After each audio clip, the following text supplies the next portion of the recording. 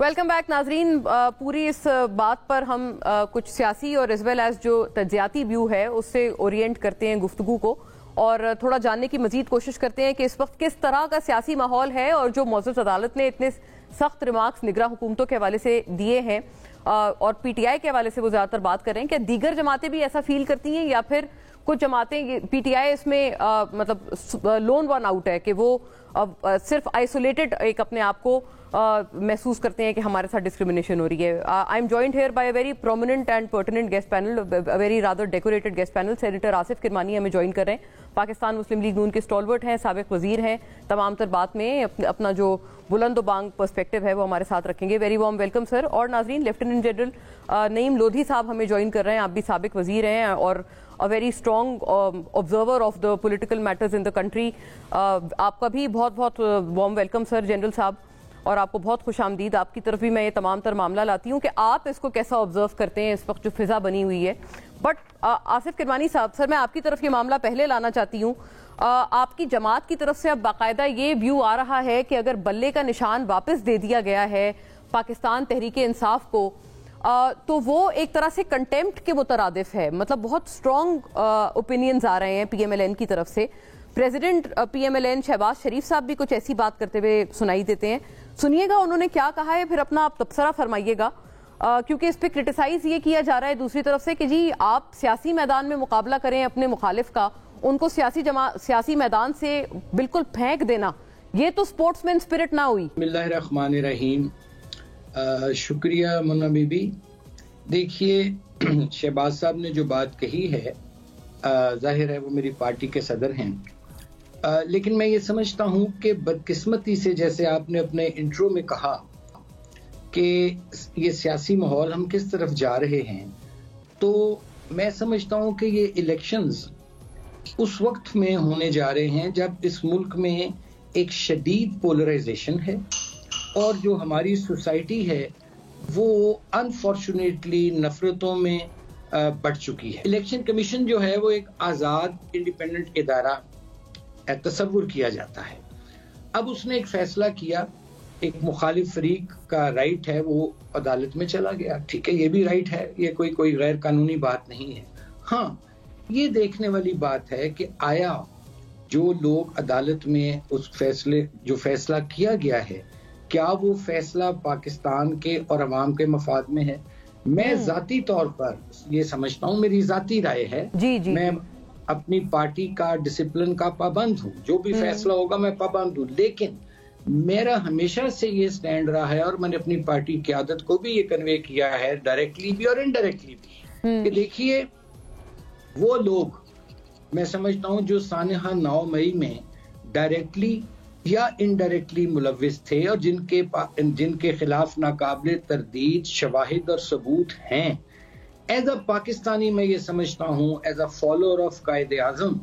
कि ऐसे लोगों को तो बिल्कुल कतन पाकिस्तान में सियासत करने की इजाजत नहीं होनी चाहिए, जिन्होंने अपनी पाक फौज पर हमला किया, रियासत पर किया, GHQ पर किया, शोहदा की यादगारों की बेहुरमती की, वगैरह वगैरह, आपके और गिराव जलाओ सारा किया। सही। उनको निकाल कर, उनको माइनस करके उन लोगों को,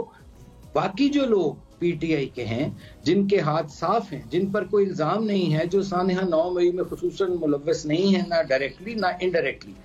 उनको इलेक्शन में भी हिस्सा लेने की इजाजत होनी चाहिए। और मैं तो यहाँ तक कहता रहा हूँ और अब आपके फोरम पे कहता हूँ कि भाई अगर कोई बल्ला भी इनको दिया जाता है तो दे दें इनको बल्ला। अच्छा, इनको पीटीआई के प्लेटफॉर्म से भी इलेक्शन लड़ने दें, ताकि मैदान में तो पता चले ना, दूध का दूध पानी का पानी हो, कि जो सोशल मीडिया पे इन्होंने हाइप क्रिएट की हुई है कि जी सबसे जी 70% हो गया मामला, जी 80% चला गया, तो उसका हल यही सबसे मकबूल जमात अपने आप को जो क्लेम कर रहे हैं, जी क्लेम यानी कि उसका भी दूध का दूध पानी का पानी हो और असलियत अवाम के आगे है। बिल्कुल सही बात है। एक सेंटेंस, शॉर्ट सेंटेंस, मकबूलियत का मयार क्या है या कबूलियत का मयार क्या होता है? मेरी राय में मकबूलियत और कबूलियत का मयार होता है इलेक्शन।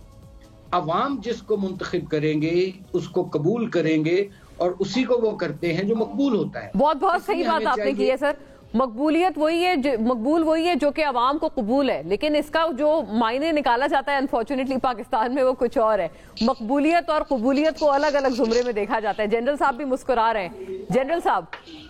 یور سے آن دس سر، سیاسی ماحول میں آپ کا کیا خیال ہے کہ ایک جماعت کو دیوار سے لگایا جا رہا ہے؟ اب تو عدالتیں بھی کہہ رہی ہیں، اور ابھی آپ نے سنا کرمانی صاحب کی بات، وہ یہ کہہ رہے ہیں کہ 9 مئی والوں کے لیے، ملوث لوگوں کے لیے تو کوئی معافی نہیں ہونی چاہیے، لیکن جو ملوث نہیں ہے ان کو بلے کا نشان، ان کی انفرادی رائے یہ ہے کہ ان کے لیے ہونا چاہیے تاکہ سب کلیئرٹی ہو۔ اور یہ جو فارس ہے جو کہ ان کے ویو میں